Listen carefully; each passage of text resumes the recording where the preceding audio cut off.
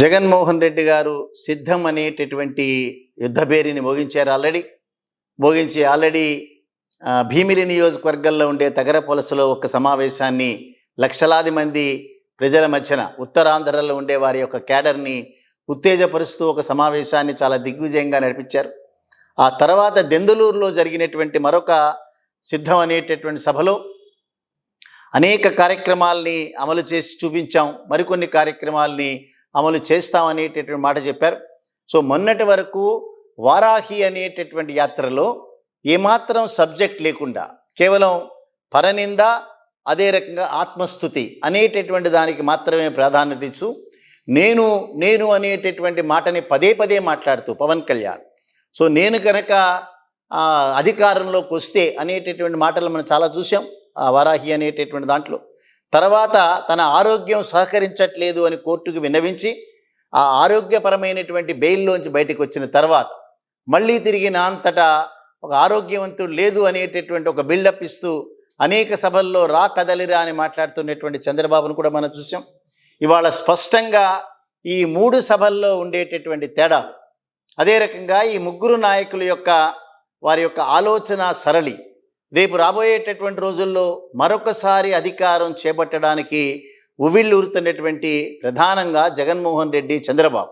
అదే రకంగా చంద్రబాబు నాయుడికి ఊడిగం చేయడానికి ఒక ఇంపార్టెంట్ వర్గాన్ని వారికి తాకట్టు పెట్టడానికి ప్రయత్నం చేస్తున్నటువంటి పవన్ కళ్యాణ్ యొక్క ప్రవర్తన, ఈ మూడింట్లో ఉన్నటువంటి తేడాన్ని ఒక్క 2 నిమిషాలు మనం విశ్లేషించి చూద్దాం.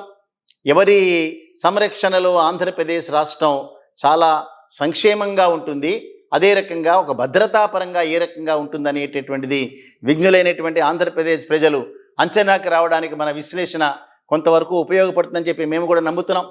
మొట్టమొదటిగా మనం చంద్రబాబు నాయుడు గారు ఎంచుకుందాం. చంద్రబాబు నాయుడు గారు గడిచినటువంటి 40 సంవత్సరాల కాలంలో ఆంధ్రప్రదేశ్, ఉమ్మడి ఆంధ్రప్రదేశ్లోనూ ఒక రకమైనటువంటి ఇంపాక్ట్ క్రియేట్ చేసినటువంటి వ్యక్తి. అదే రకంగా చదువుకున్నటువంటి రోజుల దగ్గర నుంచి కూడా నాయకత్వ లక్షణాలతో అనేక కార్యక్రమాలని దగ్గర నుంచి మనం అందరం కూడా గమనించాం వారి యొక్క కార్యక్రమాల్ని. సో వారి యొక్క ప్రస్థానం కనుక మనం చూస్తే చాలా కాంట్రవర్సీస్లోకి వెళ్ళి తనకంటూ ఒక ప్రత్యేకమైనటువంటి ఒక వర్గాన్ని తయారు చేసుకునేటటువంటి వ్యక్తిగా మాత్రమే అతను మనకు తెలుసు. సో లేనటువంటి దాన్ని ఉన్నట్టుగా భ్రమింపజేయటం, ప్రతి ఒక్క కార్యక్రమాన్ని ఒక ఈవెంట్ మేనేజ్మెంట్ కింద నడిపించటం, అదే రకంగా తన ప్రత్యర్థులందరినీ కూడా ఏదో ఒక రూపంలో వారిని లొంగ తీసుకోవటం అనేటటువంటి దాన్ని చాలా ఎఫెక్టివ్గా ఇంప్లిమెంట్ చేసినటువంటి వ్యక్తిగా చంద్రబాబు నాయుడు గారిని మనం గమనించాలి. ఈ రాజకీయాల్లో కనుక మనం వస్తే 1983వ సంవత్సరంలో ఎన్టీ రామారావు గారి పార్టీ పెట్టినప్పుడు ఎన్టీ రామారావు గారికి వ్యతిరేకంగా పార్టీ ఆదేశిస్తే నేను కంటెస్ట్ చేస్తానని చెప్పినటువంటి వ్యక్తి వారి అభ్యర్థి చేతిలో ఓడిపోయిన తర్వాత తిరిగి వారి పార్టీలోనే జాయిన్ అయినారు. తర్వాత అనేక రకాలైనటువంటి పదవులు ఎన్టీ రామారావు గారు కల్పించారు. అవన్నీ ఎంజాయ్ చేసిన తర్వాత చివరికి ఎన్టీ రామారావు గారిని పదవీచ్యుతుని చేసి ఆ పార్టీని ఆక్రమించి ఆ పార్టీకి అధ్యక్షులై ఇంతవరకు కూడా అదే పార్టీని నడిపిస్తున్నటువంటి వ్యక్తిగా మనం దగ్గర నుంచి చూస్తూనే ఉన్నాం. సరే, వారి వ్యక్తిగతమైనటువంటి వివరాలు ఏవైనా కూడా ఒక సహజమైనటువంటి సిద్ధాంతం అనేటటువంటిది లేకుండా ఎవరితో పడితే వారితో ఎన్నికల రకాలైన అండర్స్టాండింగ్స్, అంటే ఒక ఎక్స్ట్రీమ్ రైటిస్ట్ పార్టీ అయినటువంటి భారతీయ జనతా పార్టీతో కలిసి ప్రయాణం చేయగలిగినటువంటి సర్దుబాటు వారి దగ్గర ఉన్నాయి.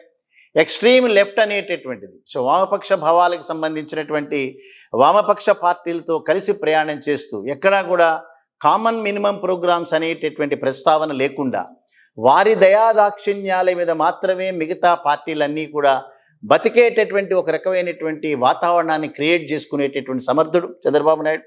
అందుకని చెప్పిన అబద్ధాన్ని చెప్పకుండా చాలా భ్రమింపజేస్తూ తనకంటూ ఒక రకమైనటువంటి ఒక మీడియా వర్గాన్ని ఏర్పాటు చేసుకుంటూ వారి ప్రయోజనాల్ని సంరక్షిస్తూ అదే రకంగా డబ్బు అనేటటువంటి ఒక ప్రధానమైనటువంటి ఒక కార్యక్రమంగా భావిస్తూ ఇంతకాలం 40 సంవత్సరాలు రాజకీయాలు నడిపినటువంటి వ్యక్తిగా మనం అండర్స్టాండ్ చేసుకోవటం, ఇంకా రాజకీయాల్లోనూ వ్యక్తిగతంగా కూడా జీవితంలో చరమాంకంలో వచ్చినటువంటి పరిస్థితుల్లో కూడా అదే రకమైనటువంటి అబద్ధాలు, అదే రకమైనటువంటి ఒక దురాలోచనతో కూడినటువంటి రాజకీయాలు నడిపించడం తప్పిస్తే ఒక పర్ఫెక్ట్ స్టేట్స్మెన్ కింద 40 సంవత్సరాలు రాజకీయ అనుభవం కలిగినటువంటి వ్యక్తిగా రాష్ట్రాభివృద్ధి మాత్రమే ధ్యేయంగా, ప్రజల యొక్క ఆర్థికపరమైనటువంటి అభివృద్ధి మాత్రమే ధ్యేయంగా తన రాజకీయాలు ఎప్పుడూ నిర్వహించినటువంటి వ్యక్తి కాదు.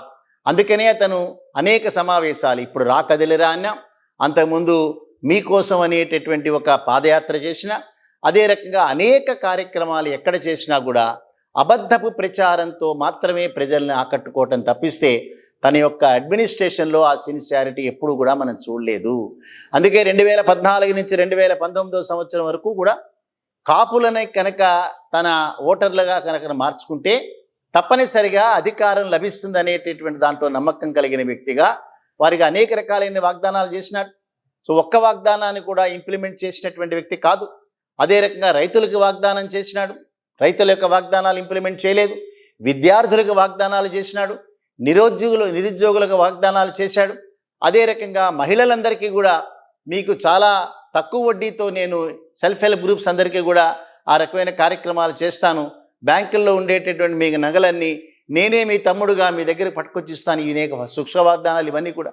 సో 2014-19 సంవత్సరంలో అమరావతి అనేటటువంటి ఒక రాజధానిని డెవలప్ చేసేటటువంటి ప్రాసెస్లో లక్షలాది కోట్లాది రూపాయల యొక్క తను ఆస్తుల్ని పెంచుకోవడానికి మాత్రమే దాన్ని ఉపయోగించుకున్నాడు తప్పిస్తే చేసినటువంటి వాగ్దానాలు ఎక్కడ కూడా ఇంప్లిమెంట్ చేయని వ్యక్తిగా రా కదలరా అనేటటువంటిది అక్కడ ఆ రకమైనటువంటి ఎవరిని ప్రజలందరినీ కూడా ఉత్తేజితులు చేసేటటువంటి కార్యక్రమంగా మిగలలేదు. రెండోది వారాహి అనేటటువంటి మాట కనుక చూస్తే పవన్ కళ్యాణ్ గారు వాక్చాతుర్యం కలిగినటువంటి వ్యక్తి. సో వారు ఏ వర్గానికి సంబంధించిన వ్యక్తి అయినా మనం పక్కన పెడితే స్వతహాగా సినిమాలలో చాలా ఒక నెంబర్ 1 నటుడుగా పేరు తెచ్చుకున్నటువంటి వ్యక్తి. సో చిరంజీవి గారి తమ్ముడుగా ఆ సినిమాల్లో ప్రవేశించిన తనకంటూ ఒక ప్రత్యేకమైనటువంటి నటశైలితో ప్రజలందరినీ ఆకర్షించిన వ్యక్తి. భగవంతుడు వారికి చాలా చక్కటి వాక్పటిమ ఇచ్చినాడు. సో దాని ప్రకారం అనేక మందిని తన యొక్క ఆలోచనల యొక్క వాటిని ప్రజెంట్ చేసే ప్రాసెస్లో కంటిన్యూటీతో చాలా చక్కగా మాట్లాడగలిగిన వ్యక్తి. కానీ మొట్టమొదటి నుంచి కూడా జగన్మోహన్ రెడ్డి గారి మీద ఒక రకమైనటువంటి గుడ్డి ద్వేషంతో జగన్మోహన్ రెడ్డి గారిని, వారి కుటుంబాన్ని, ముఖ్యంగా ఆంధ్రప్రదేశ్లో ఉండేటటువంటి అనేక మంది ప్రజల హృదయాలను చూరగొన్నటువంటి రాజశేఖర రెడ్డి గారి మీద నిందలతో అనేక రకాలైనటువంటి మాటలు మాట్లాడినాడు. సో ఆ మాటలను తూలనాడుతూ చివరికి జగన్మోహన్ రెడ్డి గారిని అడ్డుకోవటం కోసం మాత్రమే తను రాజకీయాలు నడపటం. సో నిర్లజ్జగా తెలుగుదేశం పార్టీకి తన యొక్క ఓటు బ్యాంకుని ట్రాన్స్ఫర్ చేసేటటువంటి ప్రాసెస్. చంద్రబాబు నాయుడు గారికి ఎప్పుడు అవసరం పడితే అప్పుడు వారికి అవసరపడే రీతిలో మాత్రమే వారి రాజకీయాలు ఉన్నాయి తప్పిస్తే ఎక్కడా కూడా ఏ రకమైన ఇంపాక్ట్ కూడా క్రియేట్ చేయలేదు.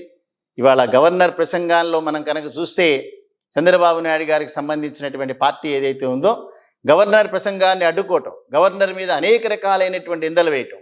కానీ ఇదే కొంతకాలం క్రితం స్కిల్ డెవలప్మెంట్ స్కామ్లోకి వచ్చేటప్పటికి గవర్నర్ అనుమతి లేకుండా 17A అనేటటువంటిది ఇంప్లిమెంట్ కాకుండా నన్ను అరెస్ట్ చేయడానికి వీల్లేదని గవర్నర్ గారి వైపు చూడటం. సో ఇవన్నీ కూడా డబుల్ స్టాండర్డ్గా రాజకీయాలు. సో అదే రకంగా పవన్ కళ్యాణ్ గారు చేసేటటువంటి వారాహి యాత్ర ప్రజల్ని మోసం చేసేటటువంటి యాత్రగా మాత్రమే దాన్ని పరిగణించాలి తప్పిస్తే ఆంధ్రప్రదేశ్లో ఉండి తను రాజకీయాలు చేసే వ్యక్తి కాడు. అదే రకంగా నిస్వార్థంగా రాజకీయాలు చేయగలిగినటువంటి ఆ రకమైనటువంటి సహజ సిద్ధమైన సిద్ధాంతాలు కలిగినటువంటి వ్యక్తి కానే కాదు. ఇక మూడోదిగా మనం కనుక చూస్తే సిద్ధం అనేటటువంటి ఆ యుద్ధాన్ని ప్రకటించిన జగన్మోహన్ రెడ్డి గారి యొక్క వ్యవహార శైలి చూస్తే కొద్దిగా మొండి పట్టుదల ఉన్నటువంటి వ్యక్తి అయినా సరే మొండిగా రాజకీయాల్ని డీల్ చేసినా కూడా పేద ప్రజలందరికీ కూడా ఆర్థికపరమైనటువంటి ఫలాలు అందాలి అనేటటువంటి ఒక రిఫార్మర్గా, అంటే ఒక సంఘ సంస్కర్తగా ఆలోచించేటటువంటి ఆ భావజాలాన్ని పెంచుకున్నాడు. అందుకని ఇవాళ ఆంధ్రప్రదేశ్ రాష్ట్రంలో అప్పు తీసుకొచ్చైనా సరే అనేక కుటుంబాలందరికీ కూడా పిల్లలు చదువుకోవాలి, వారు ఉన్నతమైనటువంటి చదువులు చదవాలి, వారికి ఇంగ్లీష్లో విద్యాబోధన చేయాలి, అదే రకంగా అనేక కుటుంబాలు ఆరోగ్యపరంగా సుఖశాంతులతో ఉండాలి, దానికి సంబంధించి ప్రభుత్వం దగ్గర నుంచి ఉన్నటువంటి మిగులు నిధులన్నీ కూడా వారికి ఖర్చు పెట్టాలి అనేటటువంటి తాపత్రయంతోనే చేశాడు. ఎక్కడా కూడా ఎవరి మీద పరుష పదజాలంతో మాట్లాడినటువంటి వ్యక్తి కాదు. అదే రకంగా వివాదాలు తన చుట్టూ ఉన్నా కూడా ఎక్కడా కూడా వెరవకుండా, ఏ రకమైనటువంటి వివాదాల్లోకి వెళ్లకుండా అడ్మినిస్ట్రేషన్ మీదనే కాన్సన్ట్రేట్ చేస్తూ 5 సంవత్సరాలు కూడా పేద ప్రజల యొక్క అభ్యున్నతిని కాంక్షించేటటువంటి వ్యక్తిగా తపన పడ్డాడు తప్పిస్తే ఎక్కడా స్వప్రయోజనాలు చూసుకోలేదు. అందుకే తనని నమ్ముకుని తన వెనకాల తిరిగినటువంటి అనేక మందిని ఈవెన్ ఇబ్బంది పెట్టినటువంటి అంశాలు కూడా గడుస్తున్న కాలంలో కనుక మనం చూస్తే ఈ టిక్కెట్లని ఇష్యూ చేసేటటువంటి ప్రాసెస్లో అనేక మంది యొక్క మనోభావాల్ని దెబ్బతీయటంలో కూడా ఆయన చేసిన అయినా సరే ప్రజలందరికీ కూడా సేవ చేసేటటువంటి వ్యక్తులు మాత్రమే రాజకీయాల్లో ఉండాలి, నిస్వార్థంగా సేవ చేయాలి, ఎక్కడ కూడా కరప్షన్కి అవకాశం ఉండటానికి వీల్లేదు అనేటటువంటి ఆలోచనలతో ఇవాళ ఆంధ్రప్రదేశ్ రాష్ట్రంలో ఫిరాయింపుల చట్టం ఏదైతే ఉందో అది పర్ఫెక్ట్గా అమలు జరుగుతోందని అంటే అది జగన్మోహన్ రెడ్డి గారి నేతృత్వంలో జరుగుతోంది.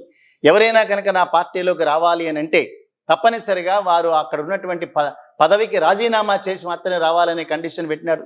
ఎవరు ఇక్కడ ఇంతవరకు కూడా ఎక్కడ భారతదేశంలో ఎవరు పెట్టలేదు. అంచేత ఇవన్నీ కనుక మనం చూస్తే ఈ ఎన్నికల్లో స్పష్టంగా నమ్మదగినటువంటి వ్యక్తి జగన్మోహన్ రెడ్డి మాత్రమే అనేటటువంటిది తప్పనిసరిగా విజ్ఞులైన వాళ్ళందరూ కూడా కంక్లూజన్కి వస్తారు.